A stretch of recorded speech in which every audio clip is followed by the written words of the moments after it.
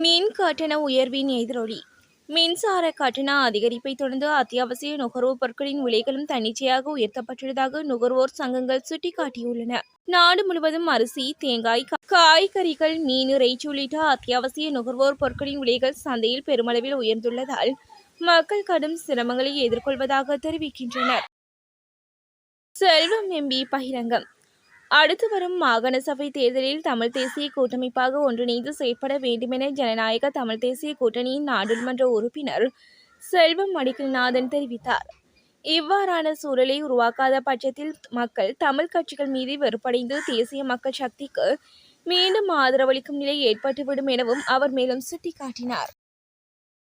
இலங்கை போக்குவரத்து சபைக்கு சொந்தமான 2 பேருந்துகள் ஒன்றுடன் ஒன்றி மோதி விபத்துக்குள்ளாகியுள்ளதாக காவல்துறையினர் தெரிவித்தனர். பதுளை லுணுவத்த பகுதியில் இன்று காலை இந்த விபத்து இடம்பெற்றுள்ளது. இந்த விபத்தினால் 2 பேருந்துகளின் சாரதிகளுக்கும் இடையில் வாக்குவாதம் ஏற்பட்டுள்ளதாக காவல்துறையினர் தெரிவித்தனர். செம்மணி மனித புதைகுழி விவகாரம். யாழ் செம்மணி மனித புதைகுழியில் புதைக்கப்பட்டவர்களுக்கு சர்வதேச நீதி கோரியும் சர்வதேச கண்காணிப்புடனான மனித புதைகுழி அகழ்வை வலியுறுத்தியும் எதிர்வரும் 23ஆம் திகதி தொடக்கம் 25ஆம் திகதி வரையில் செம்மணி வளைவு பகுதியில் வெகுசன போராட்டம் முன்னெடுக்கப்பட உள்ளது. இந்த போராட்டத்திற்கு அணையா விளக்கு என பெயரிடப்பட்டுள்ளது. ஈரான் அணுமின் நிலையத்திற்கு அருகில் நிலநடுக்கம். இஸ்ரேல் தெஹ்ரான் மீது தொடர் தாக்குதல் நடத்தி வரும் நிலையில் வடக்கு ஈரானில் சக்தி வாய்ந்த நிலநடுக்கம் ஏற்பட்டுள்ளது. இந்த நிலநடுக்கம் 5.1 ரிக்டர் அளவில் ஏற்பட்டதாக அமெரிக்க புவியியல் ஆய்வு மையம் தெரிவித்துள்ளது. இந்த நிலையில் ஈரானில் போர்டோ அணுமின் நிலையத்திற்கு அருகிலும் இந்நிலநடுக்கம் உணரப்பட்டுள்ளது. எரிபொருள் பவுசர் மோதி இளம் குடும்ப பெண் பரிதாப மரணம். புத்தளம் பாலாவி கட்பிட்டி வீதியில் இடம்பெற்ற வாகன விபத்தில் இளம் குடும்ப பெண் ஒருவர் உயிரிழந்துள்ளதாக காவல்துறையினர் தெரிவித்தனர்.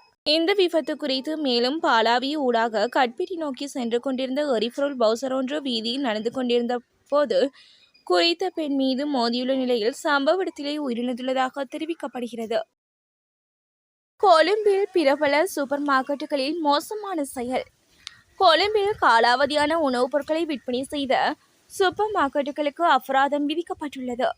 தெமட்டகுட மற்றும் மட்டக்குளிய பகுதியில் உள்ள 3 சூப்பர் மார்க்கெட் கிளைகளுக்கு பொதுக்கடை நீதவான் நீதிமன்றம் தலா 2 லட்சம் ரூபாய் அபராதம் விதித்துள்ளது. கடந்த 18ஆம் திகதி இந்த அபராதம் விதிக்கப்பட்டுள்ளது. ஈரான் இஸ்ரேல் மோதல். மசகு எண்ணெயின் விலை சர்வதேச சந்தையில் இன்றைய தினம் வீழ்ச்சியை பதிவு செய்துள்ளது. உலக சந்தையில் VTI ரக மசகு எண்ணெய் பீப்பாய் ஒன்றின் விலை $74 வீழ்ச்சியை பதிவு செய்துள்ளது. அத்துடன் பிராண்ட் ரக மசகு எண்ணெய் பீப்பாய் ஒன்றின் விலை $77 பதிவாகியுள்ளது.